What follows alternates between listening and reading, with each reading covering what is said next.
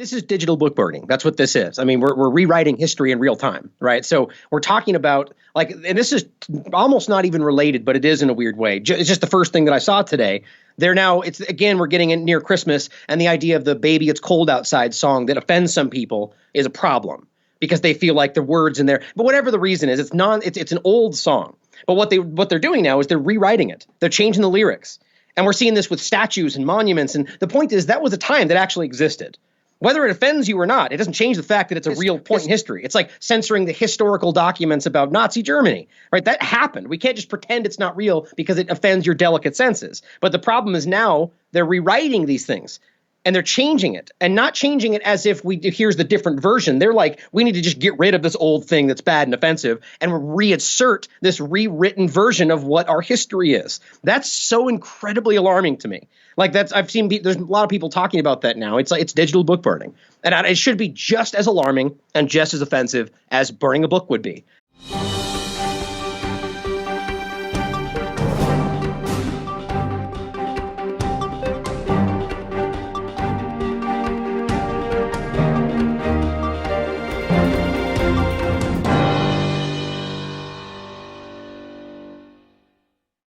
Welcome to Finance and Liberty. I'm your host, Dunnigan Kaiser. We have a guest with us for the first time in video today. Ryan Cristian is the founder of the Last American Vagabond. Today is Tuesday, October 29th, 2019. Ryan, thanks for joining us here on Finance and Liberty. It's a pleasure to be on with you, Dunnigan. We've done a couple of these in the past, and it's good to see your face. Yeah, we've had you before on our Reluctant Preppers channel, and here we are wanting to talk with you about some threats to our personal and collective finance and our liberties. So that's why we're doing it here on Finance and Liberty. We'll also rebroadcast this on Reluctant Preppers so that our subscribers there can take that in as well. And wondering if you could start us off today by focusing on a topic that's been a lot in the news recently, and that is the new record high just this week on the S&P 500 and other indices pushing close to record highs. We've certainly had guests on in the past. I remember Andy Hoffman talking about the Dow Jones propaganda average and others saying that do not be misled that the underlying fundamental health factors of the actual economy don't support necessarily these high-flying indices. But Gregory Mannarino, for one, has talked about the tie-in and the supportive nature of why these stock markets are so high is partly because the financial industry, the banks, are so high and that they have investments in the oil industry. And that leads us to talking about geopolitical theater of events happening in the Middle East, which is something you write about quite often on the Last American Vagabond. So could you start us off with what do you see happening in the Middle East that is, in fact, we saw some events over the last month or so where there were attacks. Some people called them false flag attacks. Whatever they were, they caused concern enough that it spiked the price of oil, which helped the oil industry, helped the financial industry, helped the stock market indices. Very strange times we live in. Can you talk to us about what's going on in the Middle East theater and what the oil situation is there, what it has to do with geopolitics, what that has to do with our financial futures? You know, it's funny, the metric that you're talking about, these metrics they throw out about how successful the country is and how well everyone's doing. But one thing you note about those the metrics you threw out there is that it does not relate to how the average person is doing, as you pointed out, right? These are metrics that show how well the financial industry is doing, how well the oil business is doing, how well the people that are invested in these things are doing. But when it comes to the average American, that does not relate. And I think we're beginning to see that today, right? And that's, I mean, even talking about the stock market aspect, I have long since given up on acting like that's legitimate. That's just my take. And I know plenty of people feel that there is some nuance to it and there's ways you can play it. And I agree. There's ways you can make money on anything. But the stock market, in my opinion, is just legalized gambling. It's a legalized Ponzi scheme, right? So, and this is what we're talking about is powerful people using the financial system to basically manipulate the people around them. And then they use these metrics to be like, look how well we're doing. Well, it's 0.01% of the people are in that little sphere. And you talk on the oil aspect, and that's such an interesting way that this all ties in, that we can see in regard to, we can point out that there's probably just a few main countries that are predominantly controlling the financial sphere. But when it comes to oil specifically, there's a lot of massive oil deposits in places that aren't a part of that circle. And that's what we see playing out today is these places like, I think Syria has something like 2.5 billion barrels which is I think it's like over $65 billion. It's a lot of money. And people would argue, well, what does the U.S. care about these kind of things, or the people that are trying to take it? And it really just comes down to, one, control of the financial aspect on their end, but also to finance the way that they carry these things out overseas.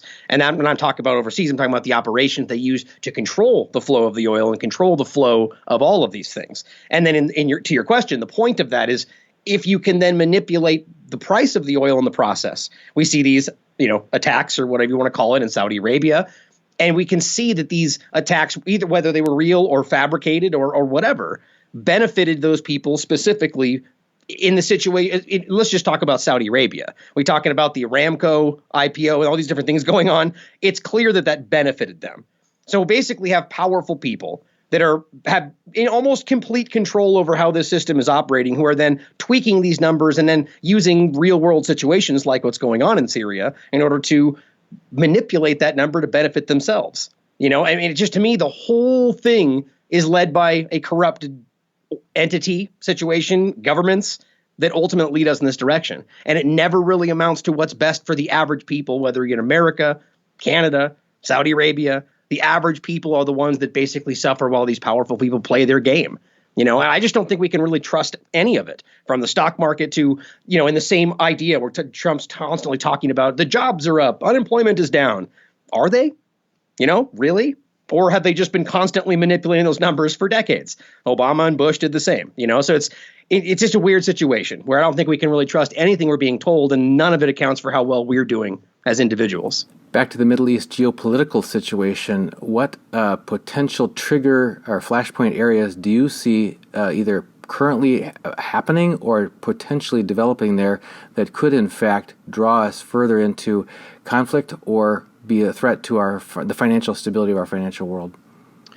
Obviously, Saudi Arabia. This is a big one, and we can see that this is a huge factor for everybody. We're talking about Syria right now. We can see that they're moving in troops to secure the oil. So depending on how these situations play out, we're going to see a very severe shift in one direction or the other. Obviously, we talked about Saudi Arabia is the best example. People were discussing the idea of whether or not barrels end up going over $100 a barrel for oil and what effect that might have on the world economy. Some people consider that potentially completely destabilizing, and there's opinions on everything. But at the end of the day, that's a big aspect to that. So you can see why in the mind of a financial person, where it doesn't, disregarding how it affects the average peons, would say, let's put U.S. troops in Saudi Arabia to guard the oil, because that's what it's really all about. And this, then you could argue that you could see efforts from people. Yeah, you could argue, talking about the false flag aspect, someone like Israel manufacturing the type of event we saw with Saudi Arabia to create the situation we're dealing with now. And potentially even there are people that argue that they want to see things destabilized to the point that they can be rebuilt in a different way.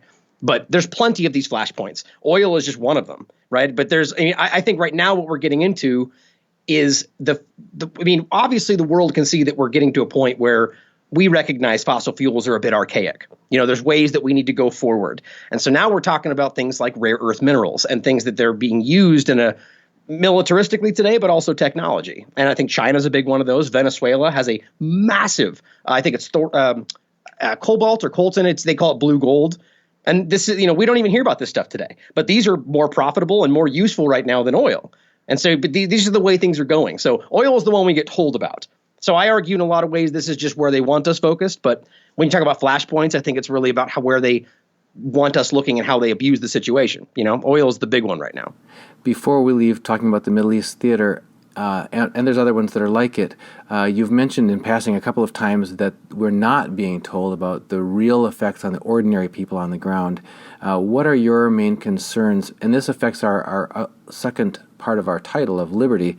What do you think are the greatest threats to the livelihood and the well-being of ordinary people on the ground? For one, let's start with the Middle East, and that we need to be aware of, or that maybe we're not hearing about on the mainstream media. You could easily pick out just about any country in the area right now and recognize how their rights, their needs, their ability to self-determination are being completely stepped on and ignored. And that's not just by the United States, but we can see it happening. This is why I come back to my very kind of anarcho-libertarian mindset, where I don't. The governments are the problem as I see it today.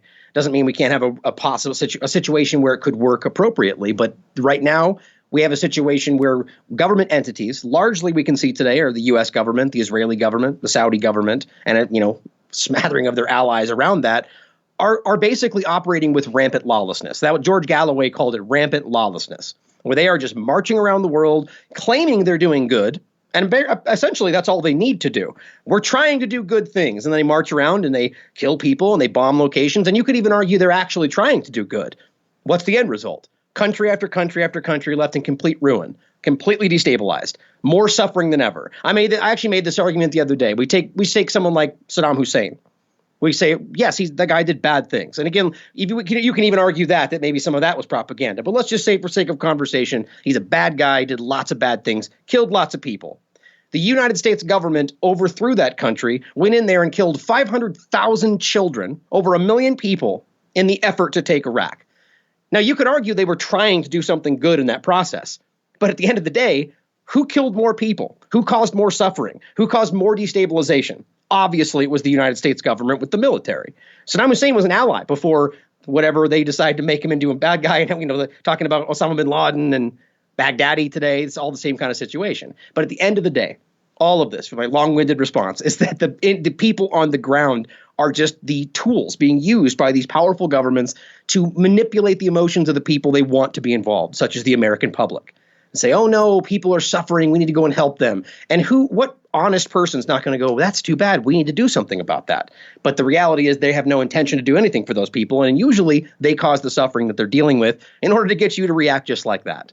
I know it can seem a little convoluted for some people, but this is what we're dealing with, and we just have to look at the track record. The past is all there to see. We had an interesting personal experience when visiting Israel, where our daughter and her family were on temporary work assignment for almost 3 years. And during our stay there, we spent some time in Palestine. We actually crossed over the border from Israel into Palestine so that we could visit from Jerusalem, went into... I had a thought on that. Just we can see that there's almost a worldwide protest movement. I keep pointing this out. I've been saying this for months now, and I'm beginning to see some other independent media start to point this out too. And it's not just these individual locations and their problems. I think there's something more going on here. I think we're watching people. You point out the Sudan. There definitely are resources that are coveted by plenty of places in the Sudan, but it's more than just that. It's about geostrategic control. It's about a lot of different factors, and at the end of the day, regardless of what your justification is, like Israel-Gaza is a best example. It doesn't really matter when you're in the political discussion when people are suffering, and so we get to this point, well, they're right. No, they're right. But at the end of the day, most people behind the scenes of the argument are just people that have no concern. They don't care about what's going on. They just want self-determination. They want the life to be, they want to be able to live their life the way they want to. And we just don't think about those people. We get into the political aspect of it all. And the point back to the protests is that this is happening everywhere, and almost every single one of them today is happening in what I would say a U.S. puppet government. And the ones that we are seeing, like Hong Kong, we can see an aspect of that. We know that there's an element of that. And I would argue that with almost all of these protests, there is an element of organic protest. That's the best way to make it legitimate. You take something, and any country you go to, you're going to find a grievance. You're going to find a faction of people that disagree with the current government, no matter where you go. So they use that. They get it worked up, or it's already happening, and then they jump in, right? And then they use it to drive it the way they want to. And this is what we're seeing all over the place. And to your point, they're willfully ignoring some of I would say the biggest ones happening today. There was over 1 million people marching in Chile. 1 million. No one cared about that. We heard a lot about Hong Kong, right? We heard a lot about the ones they wanted us to. And I don't understand how that alone doesn't wake people up to what's going on. Like, why would they? Just ignoring information is just as bad as lying to you today. We've been told by some that some of these apparently chaotic or riot situations or demonstrations that have gone large scale or recurring are in fact being funded by outside organizations that have an interest in destabilizing countries. Do you have any inputs that confirm that there is in fact, major hedge fund financing or anything behind any of these what are made to look like populist uprisings, but in fact may be engineered? Yeah, it's a good question. I don't have all my data right in front of me because I have like the specific info for most of these. Like for instance, Hong Kong's an obvious one. We have images of the State Department representative working and talking with some of the leading figures of the movement. At whatever level, that's U.S. and that they're involved, right? So it doesn't, whether you want to say they're controlling it or they just sent someone to touch base with them and align their agendas. There's a U.S. involvement there. That's a fact. Move on to something like what's another one we saw? I mean, France is one people argued was some kind of outside funding. I can't see I see nothing to represent that at all. I've done a lot. I was very skeptical in the beginning, and I have yet to see anything that shows me that the Yellow Vest movement is not genuine. But there's a lot of these around the world that we can point to. There's protests happening. Like Bolivia is a good example right now. Bolivia is a country that has been overwhelmingly vocal about what the U.S. is doing around the world, what Israel is trying to accomplish. He just got voted in with an overwhelming majority. And yet now suddenly we're seeing this kind of, uprising attack. And that's when you should be skeptical, and then you start diving in. And yeah, you do begin to see that there are some, you find the National Endowment for Democracy was involved in their democracy, spreading democracy. But we know today that groups like these NGOs, as James Corbett has pointed out, are just the Trojan horses of today. The one of the leading members of the National Endowment for Democracy said a couple years ago on record, they do now today what the CIA used to do in clandestine fashion 50 years ago. So they go in there, they embed themselves fighting for democracy, but they fund the people that they want to control. Like the extremists, they side with them and they use them to overthrow a government. This is classic U.S. foreign policy. And the evidence is all there for you to see. Now, the point is whether or not they're completely controlling it or they created the protests. If they're involved and meddling within it, that's wrong. And I mean, but it's not to say that other countries don't do the same. But if you're going to do it as the U.S. government, you can't stand up and pretend to be the moral authority and shout down anybody else who does the same. Period. If we could bring that focus now onto our domestic soil in the U.S., for example, and the ability for people to speak out and to speak up, freedom of speech, what threats do you see to our constitutional liberties, including the First and Second Amendments, freedom of speech, and the right to carry and bear arms that are present and increasing in today's environment? And what do you think is going to be? I'll ask some more questions on that in just a minute, but what is our current situation in your regards to free speech in the U.S. today? That's very dangerous. I think we're in a worse position now than we've been in a really long time. And it's not because people would argue, for instance, we're doing this right now, right? We have the ability to speak and be heard and put our voice out there, which is true to a certain degree. But it's not like it was so many years ago where, it was just blunt-handed censorship where you're gone, right? You're not allowed to speak. Today, yeah, you can speak, but sometimes you find yourself relegated to a dark corner where nobody can hear you unless they know where to find you, right? That's the essence of what's happening online today where, yeah, you've got your space, but if they search for you, they can't find you. You won't show up anywhere else. So you exist, but you don't really, right? But then they promote everyone they want you to see. So you get this extremely unrealistic perspective of what's going on, when in reality, there's people that actually really want to see that guy in the dark corner, more so than the person they're shouting over here, but you just don't get there. So right now, this is what's happening. So you get this dangerous situation where people that are going, what are you talking about? We have the best country in the world, number one all the way around, and everyone's free. And it's like the same old nonsense, even though I personally, I deeply believe in this country. I believe that true patriots should have the courage to be able to point out the crimes of their government, as the founding fathers actually designed, right? But today, it's off limits. You can't do that because you're un-American if you question somebody, question what they're doing, this is when you get to the point where I point out that the government and the country are two very different things. Right?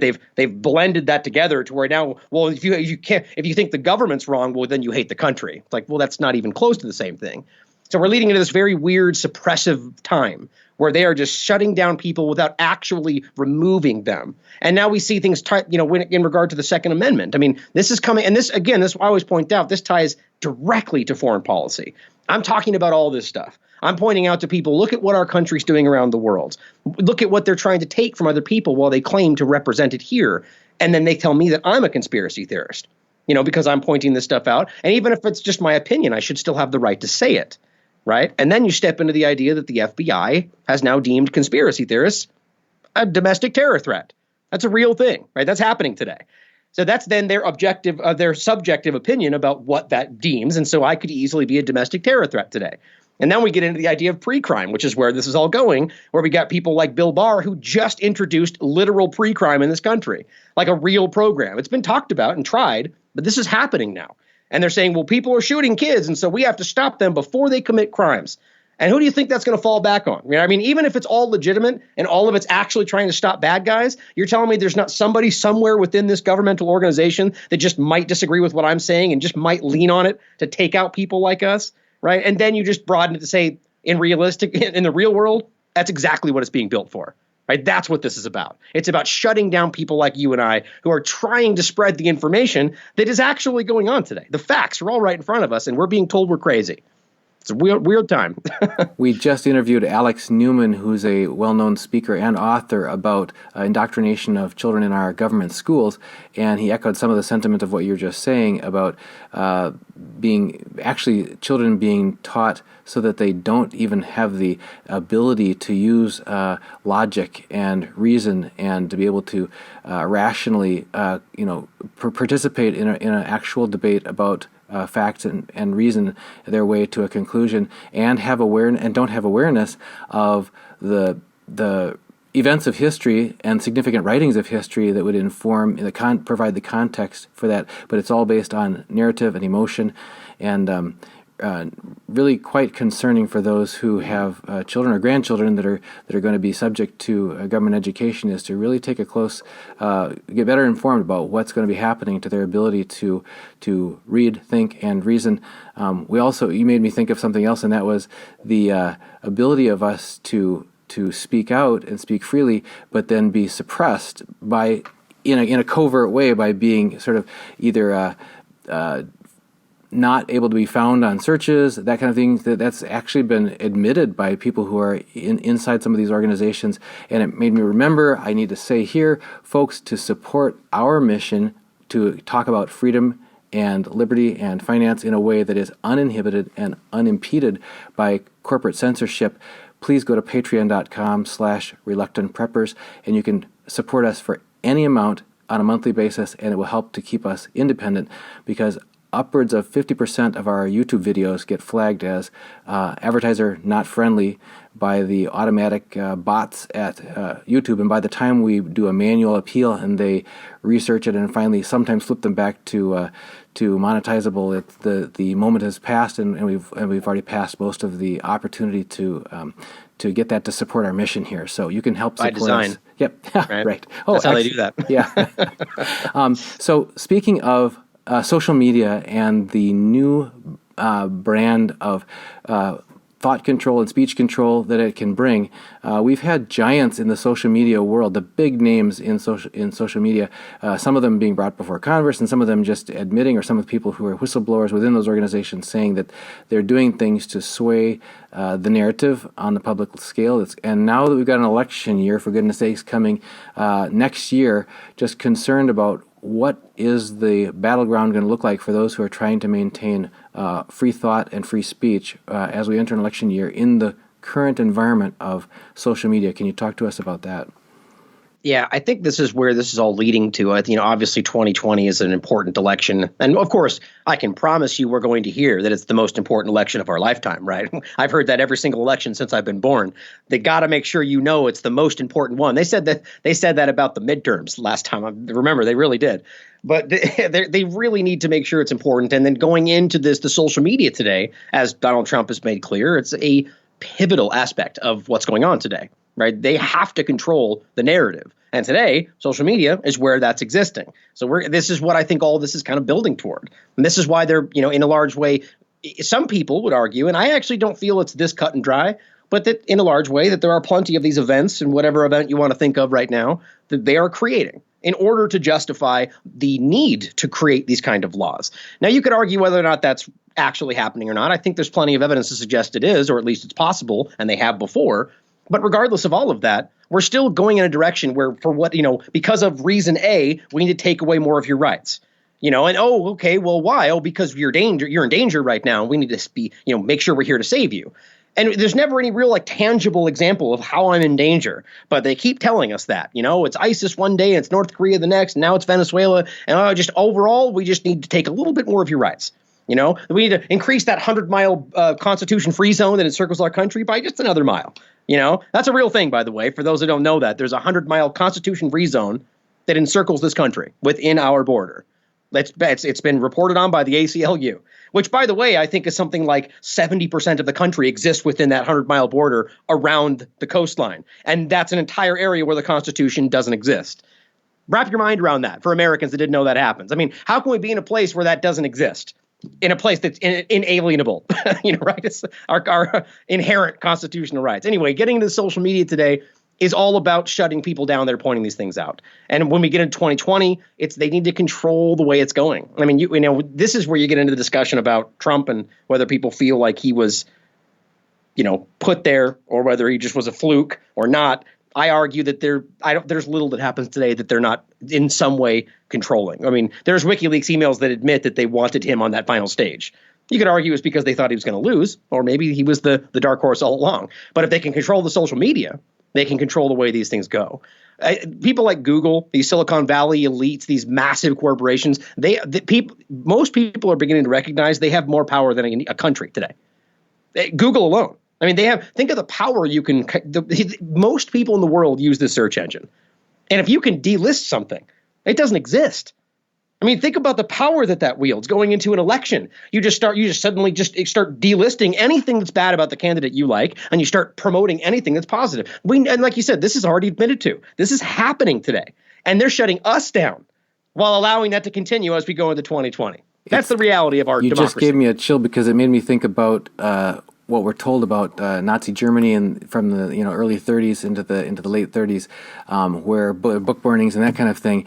And the whole idea is autocrats who take over a country, dictators who want to control everything the population does. That's one of the things they want to do is detach you from the family. The state should now raise the children. Detach you from the great writings of history. Get rid of those. We're going to tell you what history was and what reality is. They also detach you from religious traditions that might stand in the way of objecting to whatever immoral things they want to do and call, justify. It's interesting because Catherine Austin Fitts, who people might be familiar with about the missing $21 trillion in the Solari report, the reason she sent out these hard copy editions was she said she doesn't trust anymore that whatever you put online is going to stay there, and she wanted to make sure that she get these in people's hands. So they went ahead and printed the old-fashioned books and sent them out to people. So that if I could add a point real quick, you made me think of this. You're talking about this. I mean, this is digital book burning. That's what this is. I mean, we're rewriting history in real time, right? So we're talking about and this is almost not even related, but it is in a weird way. It's just the first thing that I saw today. We're getting in near Christmas, and the idea of the "Baby It's Cold Outside" song that offends some people is a problem because they feel like the words in there. But whatever the reason is, it's an old song. But what they're doing now is they're rewriting it. They're changing the lyrics, and we're seeing this with statues and monuments. And the point is that was a time that actually existed. Whether it offends you or not, it doesn't change the fact that it's a real point in history. It's like censoring the historical documents about Nazi Germany, right? That happened. We can't just pretend it's not real because it offends your delicate senses. But the problem is now they're rewriting these things and they're changing it and not changing it as if here's the different version. They're like, we need to just get rid of this old thing that's bad and offensive and reinsert this rewritten version of what our history is. That's so incredibly alarming to me. I've seen there's a lot of people talking about that now. It's digital book burning, and it should be just as alarming and just as offensive as burning a book would be. I'm glad that got set with us at a certain point in our history that a book in general, regardless of what it's about, burning a book is just kind of one of those taboo things. Like you can't do that. But today it's happening all over the internet and no one cares because it's just not seen as the same thing. We need to make it be seen as the same thing. And the concern is magnified when, as Alex Newman said about our educational system, is this next generation of young people being raised entirely in an online world as digital natives rather than as digital immigrants that some of us are. For them, the idea of things being updated or being rewritten is just the world that they live in, and it may not bring the same unnerving chill to their hearts as it does to ours. So we've got to do what we can to reclaim. And it's interesting because he is also a proponent of homeschooling, and I know that that's another way to exercise liberty as people, is to say, I'm not going to let the government indoctrinate my children. The parents are, by natural right, have the ability to be the primary educators of their children, and to make sure that they that their kids get connected to real history, get connected to books in a way that can't be just taken away from them that way. Ryan, people who may not be familiar with your work and would like to hear more of your writings and your productions, where can they find you? Well, pretty much just search The Last American Vagabond anywhere and it'll pop up. The Twitter is TLA Vagabond. The Daily Wrap-Up is the name of my show, but that's all under the Last American Vagabond. So the best place to do is just find the website, lastamericanvagabond.com, where everything is listed on there. Well, you've certainly stirred us up into a lot of topics here that are no doubt going to cause a lot of people to want to share. And so people speak freely but civilly. We're going to talk about ideas, concepts, and principles here. We're not going to attack individuals and each other, because that's the worst thing we can do, is start turning on each other. It does not serve our freedom or our liberty. And we just thank you, Ryan Cristian from The Last American Vagabond, for joining us this first time on Finance and Liberty. It's been a pleasure to be here. Thanks for the invite. And I completely agree with everything you just said there. We can't allow ourselves to be divided. We need to see that the real enemy is the person that's trying to divide us.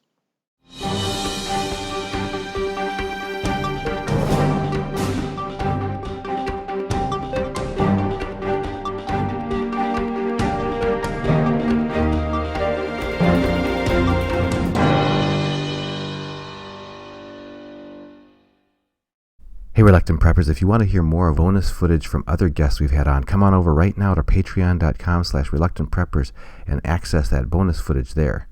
Take care.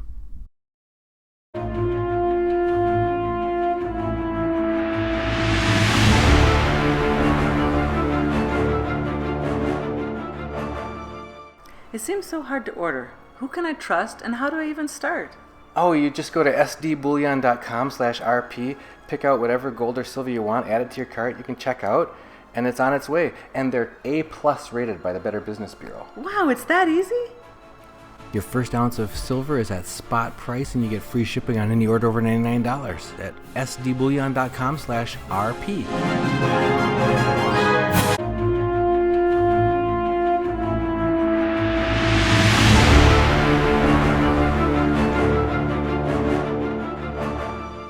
After I order gold or silver, how can I trust I'm going to get it?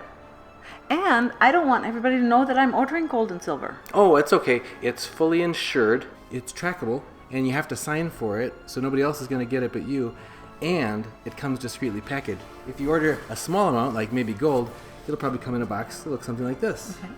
And if you order a large amount, maybe like silver, it'll come in a box that looks something like this. Wow. But it doesn't say gold or silver on there. It might say something industrial or something else like that, but nobody's going to know what you ordered. Oh, that's great to know. Your first ounce of silver is at spot price, and you get free shipping on any order over $99 at sdbullion.com/rp.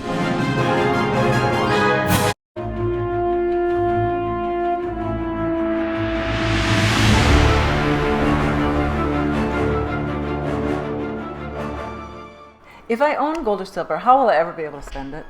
Oh, sure. Well, consider good times or bad times. Like in good times, you can sell it back to the same place you bought it from. sdbullion.com/rp will buy it back at the best price guaranteed on the internet. You can take it to a local coin shop and get cash in your hand, completely anonymous. Some people you know may be willing to take gold or silver coins in exchange for goods or services. Now, in bad times, when things have really fallen apart, time after time in history, people have found that in hard times, gold and silver really does come through as something that people recognize as value even after everything else has failed. Your first ounce of silver is at spot price, and you get free shipping on any order over $99 at sdbullion.com/rp.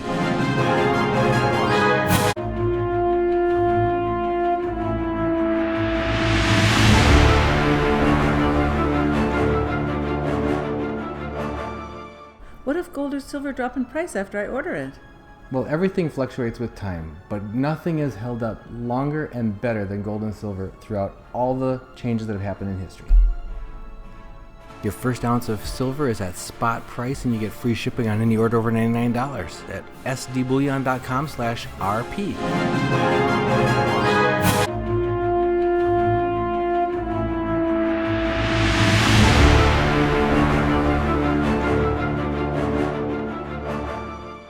What good does gold do me anyway? I can't use it for anything. Well, I think I found a form you might appreciate. Wow. That's beautiful. Wow, I can wear that just about anywhere. And you can take it with you through airport security and across borders. It's small and compact and lightweight, and you can even hand it down through generations. Your first ounce of silver is at spot price, and you get free shipping on any order over $99 at sdbullion.com/RP. Reluctant Preppers provides educational awareness and commentary only. Opinions expressed do not constitute personalized financial advice. Viewers are encouraged to do their own research and seek qualified personal financial consultation before making investment decisions.